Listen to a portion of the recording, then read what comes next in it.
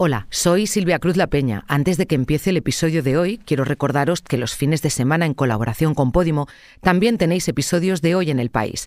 En el podcast de ayer... La lengua guaraní tiene un poder que puede mover masas.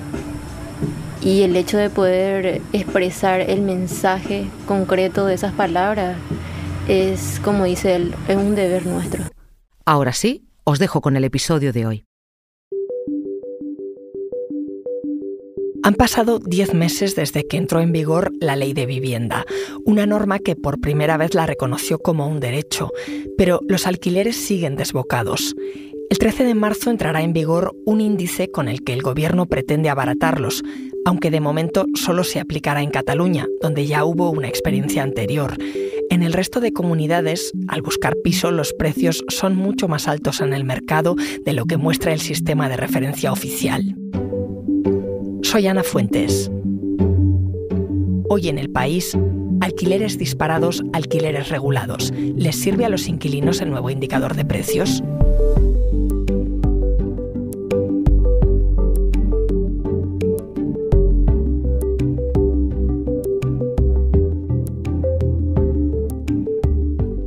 Hola, José Luis. Hola. José Luis Aranda escribe de temas de vivienda en Economía en El País. Lo primero que quería preguntarte es ¿cuánto dedicamos de media a pagar un alquiler? Pues ese es un dato complicado de saber porque creo que lo hemos hablado alguna vez, que uno de los problemas es que no tenemos estadísticas oficiales de alquiler, o no teníamos hasta ahora. Pero mira, un informe de esta misma semana, era un informe privado de una empresa, pero lo calculaba con datos públicos, señalaba que de media el esfuerzo es un 37%. Esto quiere decir, de los ingresos que tiene el hogar, un 37% se destina a pagar el alquiler, que es muchísimo, porque la recomendación habitual es que no se supere el 30%. Y luego sí que tenemos una estadística pública que no responde exactamente a esto, pero que está muy bien, que es en Eurostat, la estadística europea, que lo que calcula es ¿cuántos hogares que viven de alquiler destinan más del 40%, que es muchísimo, a pagar el alquiler? Y en esto España es el tercer país de la Unión Europea con peor rango. Está por detrás de Holanda y de Rumanía y son un 39,4% de los hogares. Cuando ustedes vean el índice, cuando puedan consultar el índice, comprobarán que el rango de estas viviendas está bastante por debajo de los datos que en estos momentos de oferta se trasladan tanto. Estamos escuchando al secretario de Estado de Vivienda y Agenda Urbana, David Lucas, porque la semana pasada el gobierno presentó el índice de precios de referencia para limitar los precios del alquiler. ¿Qué es y para qué se supone que debe servir ese índice? Lo manda a hacer la Ley de Vivienda de la que tanto se habló la pasada legislatura y que se aprobó el pasado mayo, y lo que hace es darnos esos precios medios de alquiler y además los modula un poco en función de las características de la vivienda. ¿Para qué sirve? Pues la teoría es que según la norma debe servir para poner topes a los precios de alquiler. El gobierno ha dicho ahora también que debe servir como referencia a fijar el precio de un alquiler, más o menos, cuál es el precio de mercado. ¿Pero quiere decir esto que se van a regular los precios del alquiler?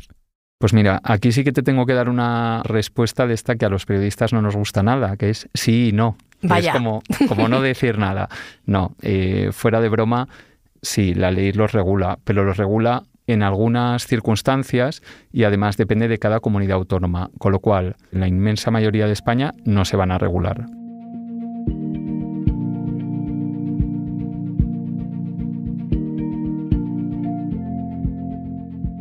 Vamos por partes. Con este nuevo índice, los precios ya no van a ser el indicador de referencia al que se vinculen los precios del alquiler. El IPC seguirá prevaleciendo en las actualizaciones de renta, que es cuando yo ya he firmado un contrato. A mí, anualmente, lo que me sube la renta en lo que dura ese contrato, eso sí que está vinculado como tope al IPC. Pero los controles de precio y las regulaciones de alquiler que recoge la ley son para los nuevos contratos que se firman, no para los contratos que ya están vigentes. Y eso hasta ahora, el precio es libre. Cuando tú vas a firmar un contrato de alquiler, lo que dice la ley de arrendamientos urbanos, que es la que determina esto, es que es el que pactan las partes. Por lo que has podido ver, José Luis, ¿hay mucha diferencia entre el valor que da este índice que se ha presentado y el precio al que encontramos las casas en portales como Idealista o Fotocasa? Depende de la casa, depende de dónde esté, pero sí, hay mucha diferencia, hasta más del doble en algunos casos. Y además no hay que rebuscar muchísimo. Quiero decir, el otro día en el periódico hicimos un ejercicio con 40 alquileres aleatorios y salieron 3 en los que era más del doble. Luego también había muchos que eran más del 50%, más del 10%, o sea que depende un poco de dónde esté ubicada.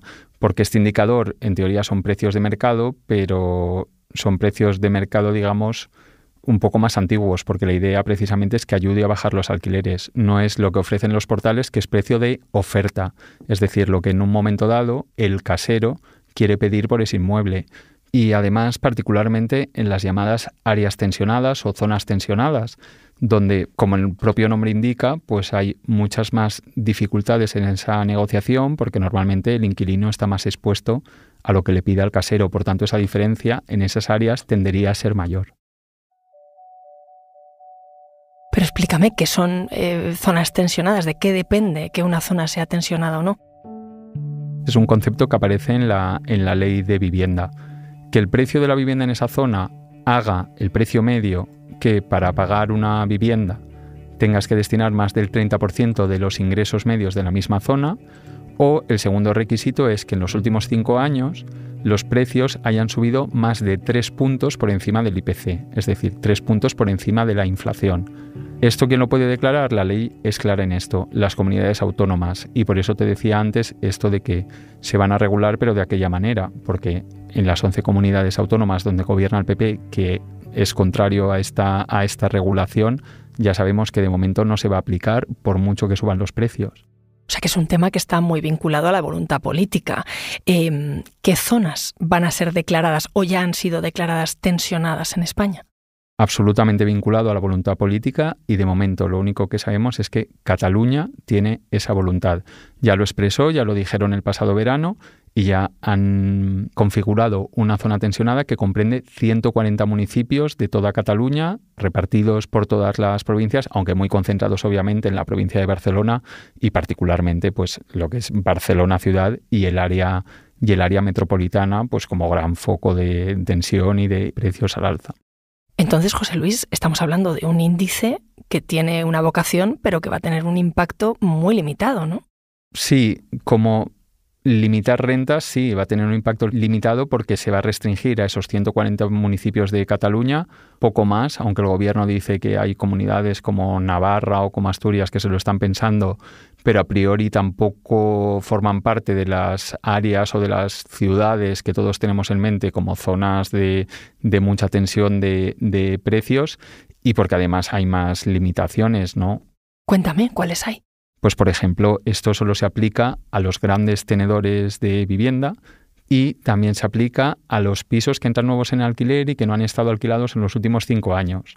Pero para todos los demás, para el pequeño propietario, el índice da lo mismo, porque lo que dice la ley sí que le afecta, pero lo que dice la ley es que debe congelar el precio. ¿Qué es congelar el precio? Atenerse a lo que dice el anterior contrato. Es un tema que, te reconozco, parece bastante lioso, porque implica muchos conceptos. Por simplificar, si soy propietaria, ¿todo esto cómo me afecta? Pues por simplificar, si eres un pequeño propietario, que tienes una casa que alquilas y vives fuera de Cataluña, no te afecta en absolutamente nada, simplificando mucho. Si estás dentro de los 140 municipios que van a ser área tensionada en Cataluña, pues cuando se acabe el contrato que está en vigor con tu inquilino y tengas que firmar otro, lo único que tendrás que hacer es que, si todavía persiste esa declaración de área tensionada, tendrás que poner el mismo precio que el actual contrato. No podrás subir el precio, a menos que hayas hecho reformas de determinado calado en la vivienda, que esto viene también estipulado en la ley, que en ese caso sí que podrías subir el precio un 10%. Ajá, ¿y si soy inquilina, cómo me afecta? Pues prácticamente lo mismo. Si estás fuera de esos 140 municipios tensionados, no te va a afectar en nada. Bueno, el gobierno es optimista y dice que como el índice va a servir como referencia, pues bueno, igual te afecta como elemento de presión en la negociación con tu propietario de, mire, pues usted me está pidiendo 1.000 euros y aquí pone que es un máximo de 800. pero en principio no te debería afectar en nada. Y si estás en Cataluña, en esos municipios, pues cuando se te acabe el contrato, pues sabes que tendrás esa limitación de que al menos se te debe mantener el precio actual. Pero oye, ¿y cómo sé si mi casero es un gran tenedor? Pues es muy difícil. Si es una persona física, es decir, un particular, como tú o yo, que alquila, es muy difícil saber, porque tú que sabes cuántos pisos tiene, pues vía registro de la propiedad podrás hacer indagaciones, pero parece complicado. Se supone que el casero actuará de buena fe y lo tiene que decir, porque si no tú puedes hacer valer tus derechos ante la justicia o ante consumo. Si es una persona jurídica, es decir, una empresa, pues bueno, tú ahí en el contrato sí que ves que quien te alquila no es una persona con DNI, sino una empresa. Y ahí sí que me parece un poco más fácil investigar cuántos inmuebles tiene. Ahora me sigues contando, José Luis. Enseguida volvemos.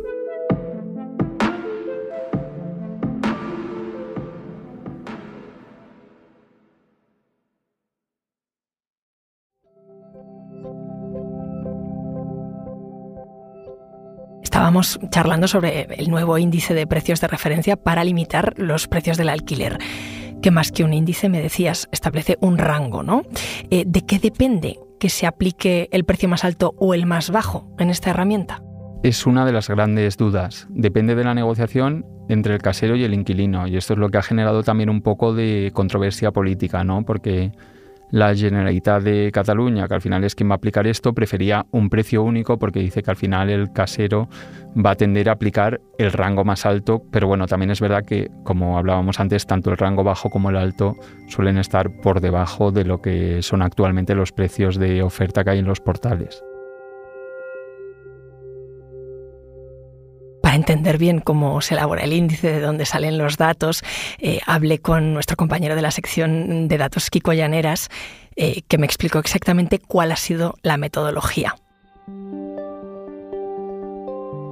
Este sistema de referencia para el precio del alquiler se ha presentado con una metodología bastante detallada, que se entiende bien pensando en 3 pasos. El primero y el esencial es tener información sobre cuánto cuestan los alquileres en España. Y para esto se están usando 2 fuentes. Por un lado, información del catastro, que una vez identificada una vivienda puede aportar los metros cuadrados que tiene, la antigüedad.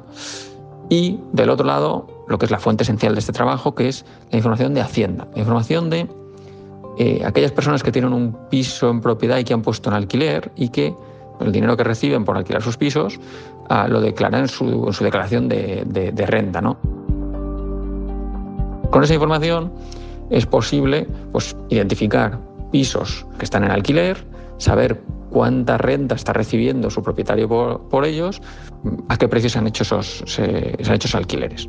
Entonces, eso es el centro de todo. Esa información, digamos, que en esencia viene de Hacienda. ¿Cuál es el segundo paso?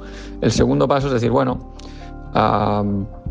voy a agrupar o voy a analizar los pisos de una determinada zona, que en este caso se está usando sobre todo la sección censal, ¿no? Que son estas áreas más o menos pequeñas donde viven 1.000, 1.500 personas.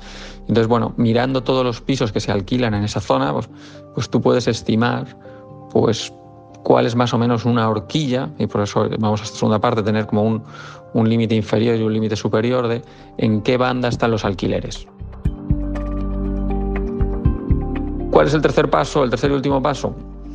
Pues esa, digamos, horquilla inicial, ajustarla arriba y abajo en función de otras características de la vivienda.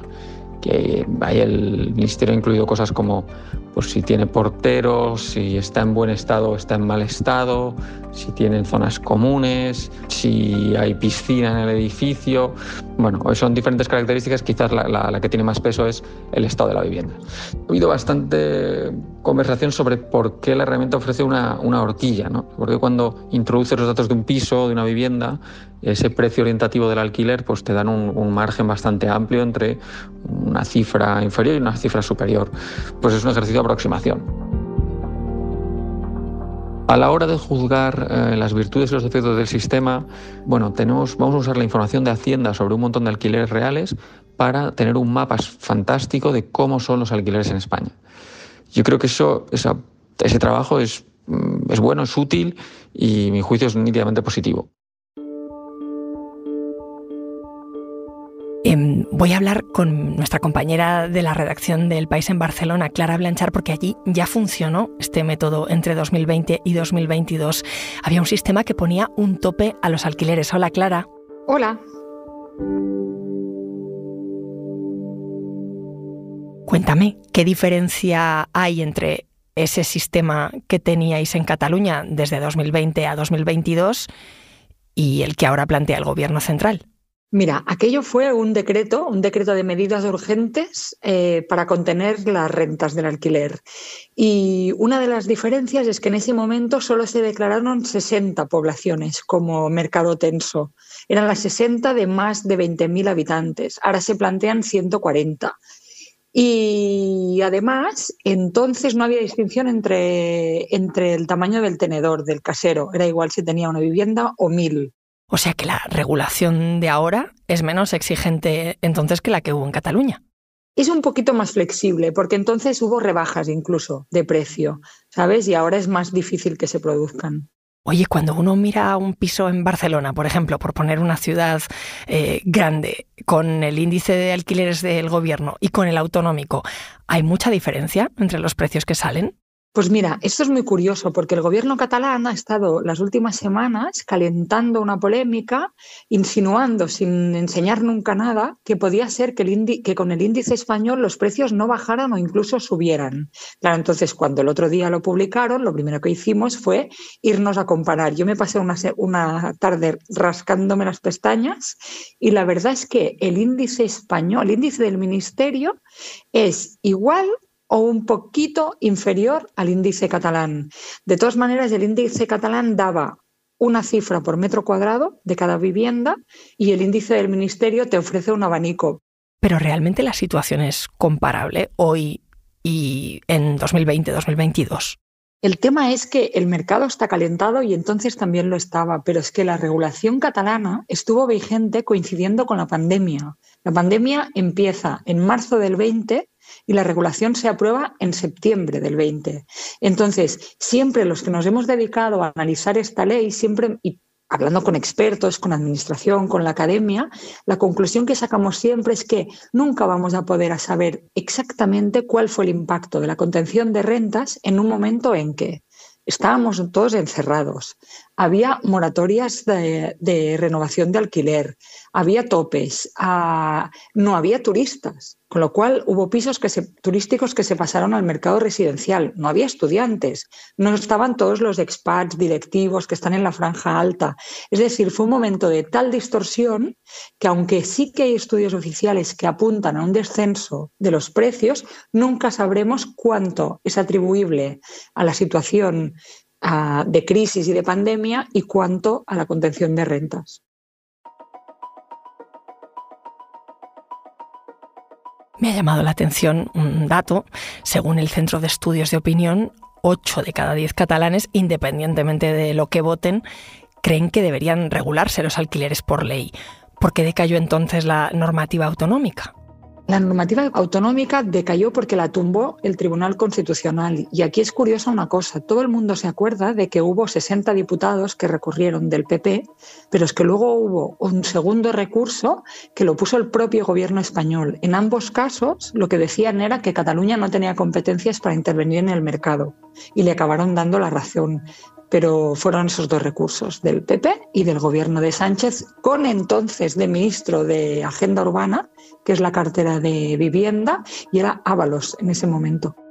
Bueno, Clara, gracias. A ti, Ana, gracias.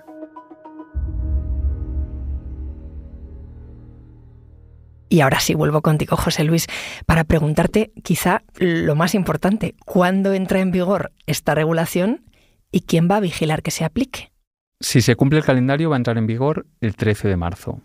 ¿Quién va a vigilar su aplicación? Pues en teoría también debe ser la misma administración que es competente en vivienda para declararlo. En este caso sería la Generalitat, a través de su inspección, etcétera, quien debería vigilar que esto se está cumpliendo. Pero es una de las incógnitas que hay en todo esto, porque nadie sabe muy bien luego en la aplicación del día a día cómo va a funcionar. La gran incógnita que tengo es si van a bajar los precios del mercado del alquiler con este índice. Esa es la pregunta del millón y es la gran duda, ¿no? Si lo logrará y también cómo va a afectar al mercado. Una de las cosas que yo creo que va a ser muy interesante de esto es que, bueno, que se vaya a aplicar de repente solo en Barcelona, es que al menos sí que nos va a permitir comparar qué pasa, por ejemplo, en Cataluña y qué está pasando en Madrid, donde tenemos una situación de tensión, o sea, donde suelen ser mercados de alquiler que van muy en paralelo en cuanto a precios y reacciones y tal. Pasado un tiempo vamos a poder ver si efectivamente esto funciona y no solo si bajan los precios, sino también si todos los supuestos efectos perniciosos que esto tiene sobre el mercado y que repite todo el rato el sector inmobiliario se cumplen o no. Esto, bueno, pues como te digo, yo creo que va a ser interesantísimo, que lo vamos a poder ver y que aquí estaremos todos para seguir contándolo. Aquí te espero, gracias. Pues nos volveremos a ver. Gracias a ti.